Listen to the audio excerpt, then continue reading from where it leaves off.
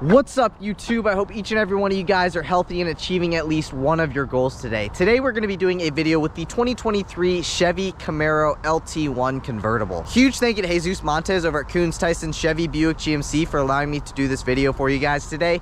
If you guys are interested in this particular LT1 or any GM product with the exception of Cadillac, I'll be sure to have Jesus's information on screen as well as in the description box down below. But with that said, let's get into the video. So for this video, I was going to do just a regular review style video, but then I thought, you know, this kind of car really warrants a different kind of video. So if you guys are looking for like a very in-depth kind of video, I don't think this video is going to be like that. I'm still going to go somewhat in-depth, but I'm not going to go over each and every single option. Maybe I will, maybe I won't. I don't even know what kind of video I'm going to be making today. But yeah, this is the 2023 Camaro LT1, and the whole premise behind the LT1 was to make a affordable sports car with a V8 that's a lot of fun to drive, but it's not the price of a 1SS or a 2SS.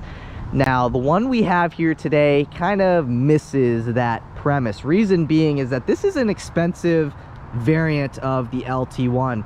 And first things first, the thing that makes this one expensive in particular is the $6,500 convertible option. So if you guys get a coupe, it is $6,500 cheaper. And I was online looking at speccing out an LT1 just as I pulled into the parking lot where we are at here today. And, you know, again, the premise of, or the whole idea of the LT1 was to make an affordable V8 sports car. And you can really option up an LT1 to get well into the mid $50,000 range. And when you're at that price point, you might as well look into getting like a 1SS 1LE or a 2SS 1LE. So the one that we have here today is actually optioned up to $49,155. So if you guys get the 10-speed, I believe it's like a $1,595 option. So if you guys are, you know, a car enthusiast or something like that, my suggestion is, if you guys are looking to get a car like this, you don't want to spend that much money, but you want an affordable, fun V8 sports car, get the coupe and get the 6-speed manual. Because if you guys just get the coupe, you guys get the 6-speed manual, you're looking at about $40,000 with no options on it. Now, there are a few different options that I was looking at online. They're like ground effects options. There's like an option 1, an option 2, and an option 3. Basically, what comes with those different options are like ground effects, graphics, and just like really appearance-oriented features, which in my opinion, if I was looking to spend a little bit or save a little bit of money and get an affordable V8 sports car, I would just get, again, the coupe with the 6-speed manual transmission with the technology package, which basically just gives you the Bose sound system and a couple other things. But again, if I want to save a little bit of money and I want a car like this, I'm going to do those ground effects options aftermarket, just to make it, you know, look better and look like something that I created rather than something that, you know, I bought with a bunch of different graphics and stuff like that. So that is one way to save a lot of money. But taking a look at the front end, you do get a hood vent up top here. It feels like it's functional. I can feel the heat coming out of it. So that looks pretty sweet. And then again, the idea of the LT1 was to make a affordable V8 sports car. And basically the idea behind that is to give you guys the look of a V6. So basically this thing looks like a V6 at the end of the day. You take a look at the front grille, compare this to an SS, compare this to a LT or a 1LT, and you guys can see this thing looks more like a 1LT, which is the V6. However, this one's got the V8 and it sounds pretty damn good. So taking a look at the front end, you can see you do get a black bow tie emblem as well as RS badging. I believe that black bow tie emblem is a part of a package. Yeah, it's a part of the RS package, which is a $1,495 option, which gives you LED taillights as well as the black bow tie badges both in the front and rear.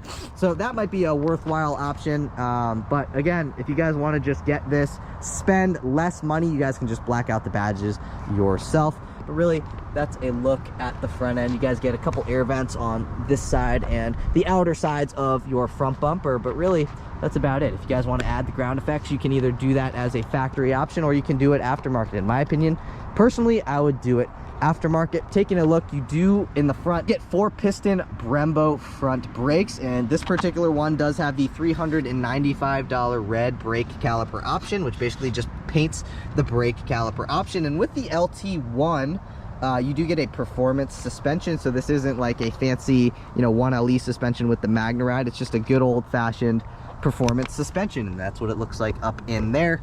that's a look at your wheel and tire setup. I believe these wheels are an option. So these are the 20-inch 5-spoke carbon flash painted wheels, and that is a $100 option. So that's really, at the end of the day, not that much money, and I think those wheels look pretty good. I did option actually it out with when I optioned one out on the Chevy website. They were like a $2,100 wheel option, and I think they looked very, very good. In my opinion, I think they look better than this, but these wheels still look very good in and of themselves.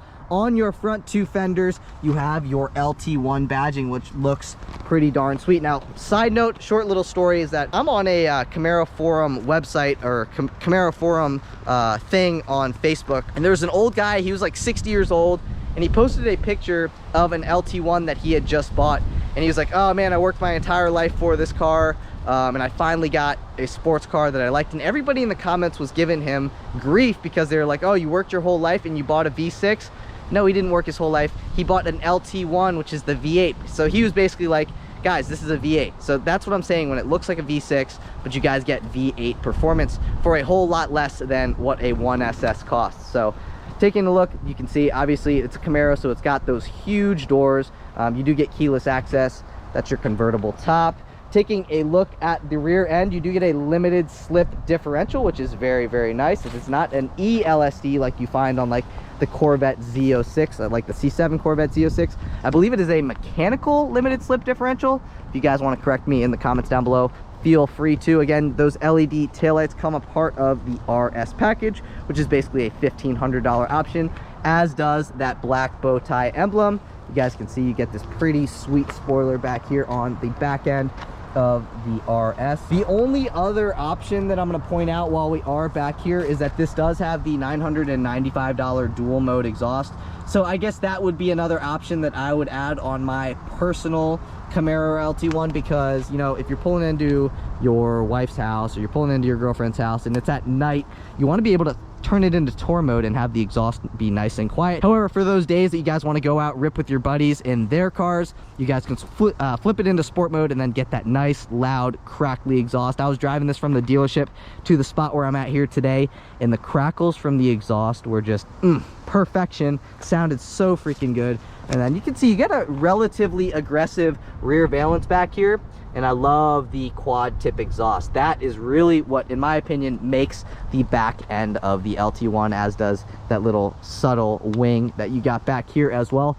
But really, I guess I can pop open the trunk for you guys. I know when you guys are buying a car like this, this really doesn't matter, but I might show you guys anyway. So you can see very, very minimal storage space back here, because popping this open, I believe, reveals like the convertible top. So I believe when the convertible closes, this area kind of becomes the convertible tops area. However, that's basically with the top up, that's about the amount of storage space that you get. I mean, with the top down. But anyway, closing that back up, thing looks really, really sweet.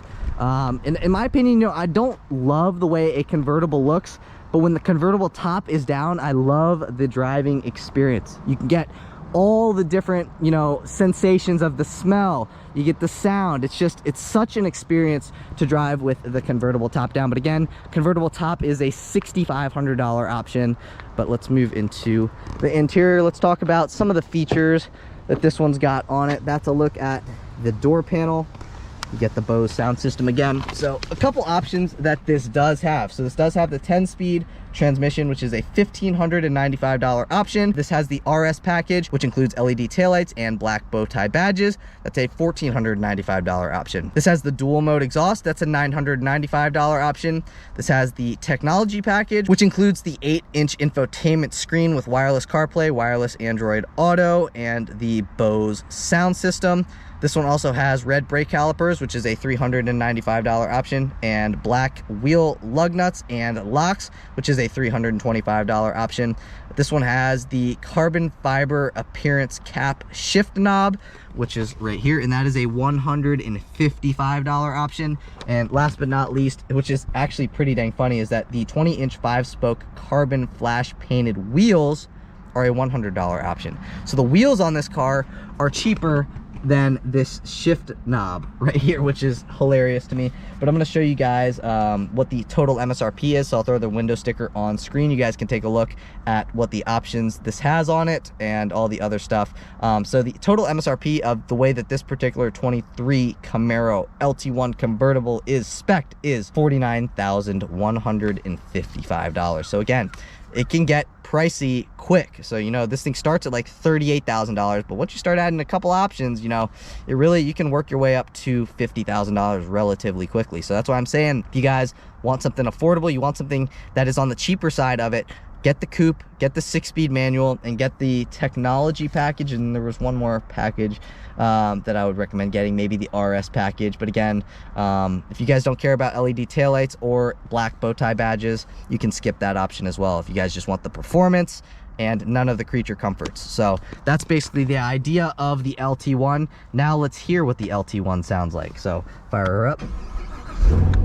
And that is why you buy the LT1. I'm gonna throw it into sport mode, unless it's already in it. So this is sport mode. You can hear that it gets a little bit louder when you put it into sport, which is right here. You can hear the baffles open up a little bit, and it just sounds way better. That is what your gauge cluster looks like. Just an old analog gauge cluster. Again, this is not what the car is about.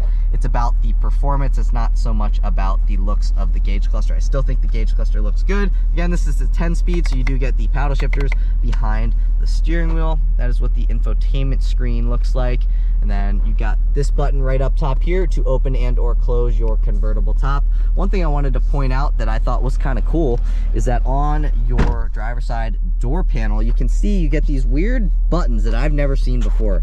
So right now, if I see how that amber light is lit up right there, when I roll down this, it'll roll down the front window, it'll roll up the front window. However, if you see this button right here, it says rear, click on that and you can roll up or down your little rear windows. So right now I'm pressing on the driver's side and it's gonna roll down this. I'm gonna press or pull up on the driver's side thing and it's going to close that rear window, and same goes for this side as well. So I think that's pretty cool. You can open and or close those as you like. You get a frameless mirror. Obviously you get your OnStar stuff up top there, but last but not least, I guess last notable thing, or actually two more things, last couple notable things is that you do get a single zone climate control system with the LT1, which again doesn't really matter.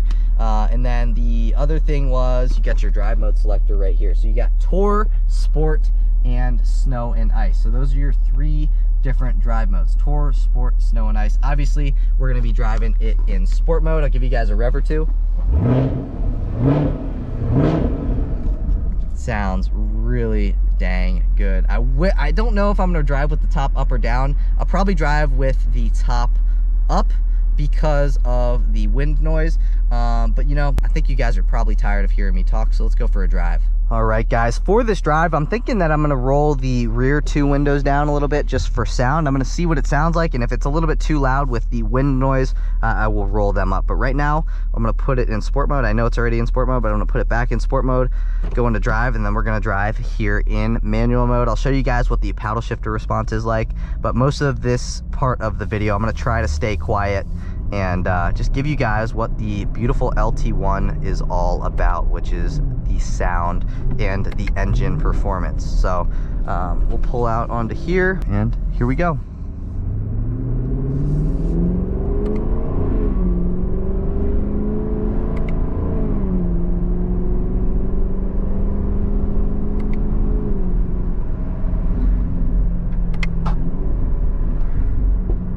Hear those backfires?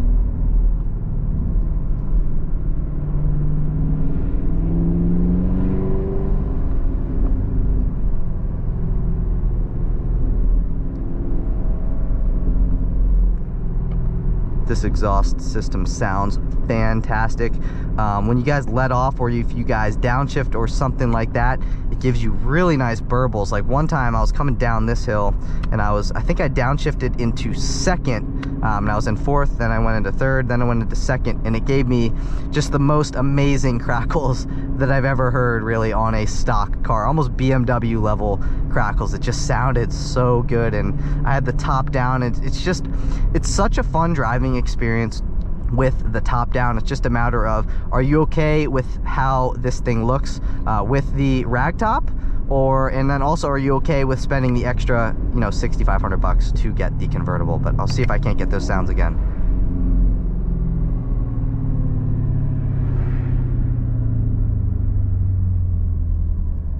She doesn't want to backfire right now. It's okay.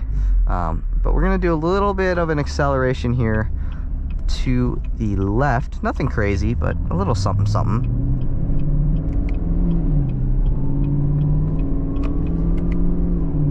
I guess we're not going to do anything because we got little kids walking around. Obviously, we don't want to do anything bad there. But yeah, this thing is just such a fun vehicle to drive, man.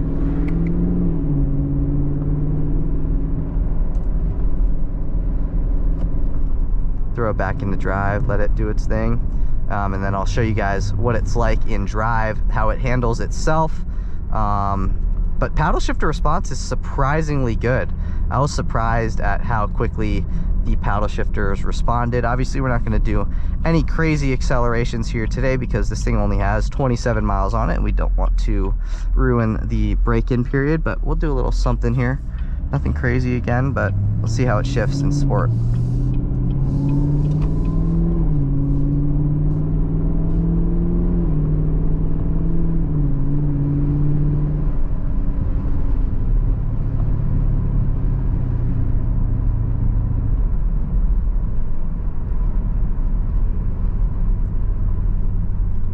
Just a really great driving car. And one thing I wanted to mention is the steering wheel is just, I know it looks kind of strange, but really the functionality of it is phenomenal. The way that it feels, the way the size of it is literally like perfect. I feel like, I don't know, it's a perfect sized steering wheel, and it just feels like, I don't know, it feels fantastic. That's the best way that I can put it. It's like, I have a 2010 Camaro SS, and that has like the huge steering wheel. I'm gonna roll the windows up because there is a little bit of wind noise. And that has like that huge steering wheel. It looks weird, and it doesn't really, it's not the greatest. So I think a smaller steering wheel in like performance cars like this is perfect, or are perfect. And this one, size-wise, is way better, like performance drive-wise, than what you find in like the Mustang GT, as well as in like the Challengers as well. The Challengers, both of those, Mustang and the Challenger, steering wheels feel a lot bigger than this one feels as well. And then also, I wanted to say, I'm kind of sad that Chevy is discontinuing the Camaro or for the 2024 model year, because the reality of the matter is that the Camaro is a better car than, and this might trigger some people, but is a better car than the Mustangs and the Challengers. Sports car wise, you know, maybe muscle car wise, you know, I think the Challenger wins in that aspect. But when it comes to a sports car, I think the Camaro is more of, or better of, a sports car than the Mustang GT. And I know that is something that's subjective, and you know, people might disagree or they might agree with me, but personally I think the Camaro, suspension wise, better than the Mustang. Transmission wise, when it comes to GT versus like V8 Camaro, the TR6060 wins 10 times out of 10. And I know they put like the Tremix in the like Mach 1 and the new Mustang Dark Horse, but just the GT transmission, 6-speed manuals, not good. Now when it comes to the automatic transmissions, this automatic is the exact same transmission relatively to the Mustang GT with the 10-speed. So automatic for automatic, they're relatively equal, and then manual for manual, the Camaro wins 10 times out of 10. Now I guess one thing that the Camaro has going against it is the price point. So these Camaros can get expensive, and they can get expensive quick, and I learned that when I was speccing one out online before I started this video, is that I added one option, then I added two options, and the other option is like $5,000. I'm like, wow, this can get very expensive very quickly, which is why I'm saying, if you guys are looking to get an LT1, don't option the heck out of it, because then it's like, well, why am I getting an LT1? Why don't I just get the SS? Now the LT1 comes in at a great price point if you guys don't really get that many options. So if you guys get the 6-speed manual and you guys skip pretty much every other option than the technology package, then I think this is a great value for what it is. We'll do a little acceleration.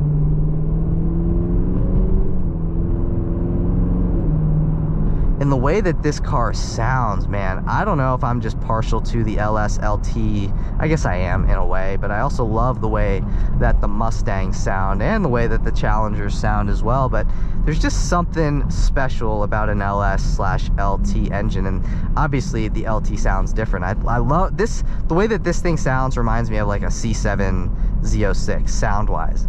And again, you can get C7 Z06 sound for, you know, relative V6 Camaro, fully loaded V6 Camaro money. So that's why the LT is such a great value if you guys don't option it up. If you guys option it up, it gets expensive. You know, it gets close to that $50,000, $55,000 mark if you guys add a bunch of options to it. But if you guys don't add a bunch of options to it, you know, you can get a very nice sports car for a very good price. You can get a, you know, you really at the end of the day is you can get this car for about $40,000. So I think that's a fantastic deal, considering you get a fantastic handling vehicle, you get a fantastic performing vehicle, you get Brembo brakes, you get that beautiful 6.2 liter V8 that makes 455 horsepower, 455 pound-feet of torque. If you guys want the automatic, you guys can get the automatic for $1,595. If it was me, you know, I'd save that money, I'd get the manual. But again, you know, not everybody wants to drive the manual, and the 10-speed auto is a great transmission in and of itself. So listen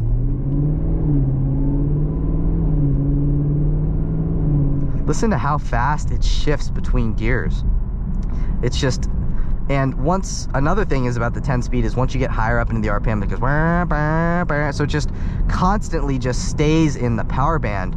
And I really want to put the top down, but I really know that it's gonna mess with the audio. So I'm not a huge convertible fan like the way that they look, but I'm a huge convertible fan in the sense that that is the ultimate driving experience. Really, at the end of the day, track times aside and stuff like that, top down convertible vehicle with a V8 and a 6-speed manual is the ultimate driving experience. Now we're gonna do a little bit of an acceleration pulling onto the highway here. I'm just gonna leave it in auto. I wanna see how the automatic behaves when given, you know, relative amount of throttle. I'm not gonna floor it, but I'm gonna go, you know, relatively, you know, on the throttle.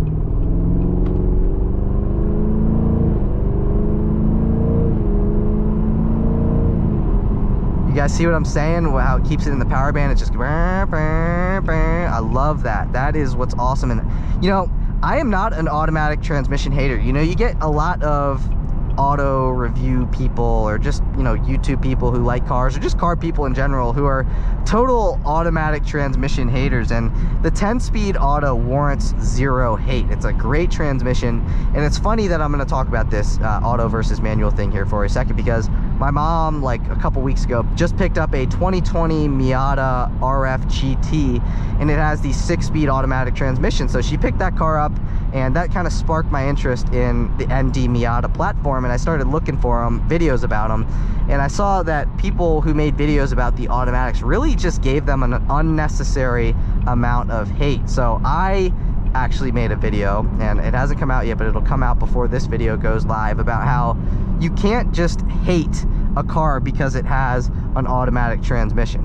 So the automatic transmission in this is great, and I think the automatic transmission in her Miata is actually a great transmission as well. Man, it took that turn absolutely fantastic. But before we end out today's video, I'm going to do one more little mild acceleration up this hill. Nothing crazy, just like a slow, moderate acceleration. So let's see how the LT1 does. I mean, I already know, but listen.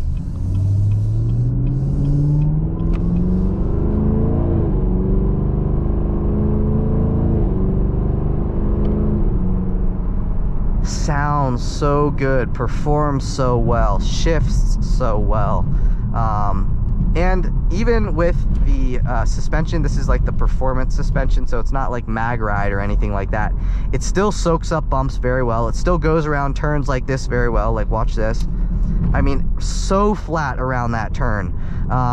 Just an overall fantastic driving experience for the money. Again, you guys want to get an affordable LT1, just don't option it, you know, with a bunch of crazy options. You can get out the door with one of these things for under $45,000, taxes, tags, registration included. So This is an absolute value of a car. I really wish that Chevrolet or GM was not discontinuing the Camaro as a whole, because it's such a great platform, but they are, so it is what it is. A nice GT350 right there. But this car is just fantastic. I love it. Overall, it's a great vehicle. If you guys are interested in this particular one, I'll have Jesus's information in the description box down below. I believe this one's selling for like $47,000, so it's selling under MSRP. If you guys are interested, Jesus's information will be in the description box down below. But that's it for today's video. If you guys enjoyed the video, please be sure to give this video a big thumbs up. Please hit that subscribe button. I'm really trying to hit 10,000 subscribers, and I cannot do that without your guys' help. So I greatly appreciate it if you guys would take a second out of your day to give the video a thumbs up. Hit that subscribe button, but I'll catch you guys in the next one. Peace.